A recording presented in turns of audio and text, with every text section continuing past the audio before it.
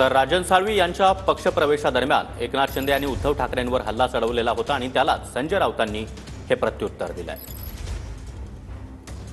बाळासाहेब गेल्यानंतर सहकाऱ्यांना घरगड्यासारखी वागणूक दिली गेली असा आरोप शिंदे यांनी केला। तर शहांनी पवारांचा अपमान केला तेव्हा तोंड का बंद होतं? संजय राऊतांनी शिंदेंच्या शिवसेनेला हा सवाल केला। शहांनी पवारांचा अपमान केला तेव्हा तोंड का बंद होतं असा सवाल संजय राऊतांनी विचारला। या देशाचे ज्येष्ठ नेते शरद पवार साहेब आतापर्यंत त्यांना वंदनीय होते।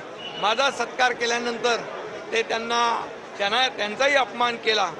महाराष्ट्राला एक परंपरा आहे, महाराष्ट्राची एक संस्कृती आहे चांगल्याला चांगलं म्हणण्याची, पण यांच्याकडून काय अपेक्षा करणार आपण आज? म्हणून जनता त्यांना धडा शिकवेल।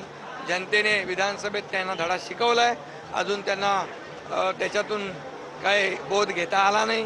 त्यांनी आत्मपरीक्षण करावं, आत्मचिंतन करावं, एवढंच माझा त्यांना सल्ला आहे। यांना आता माननीय पवार साहेबांचा जो पुळका आलेला आहे तो किती खोटा आहे।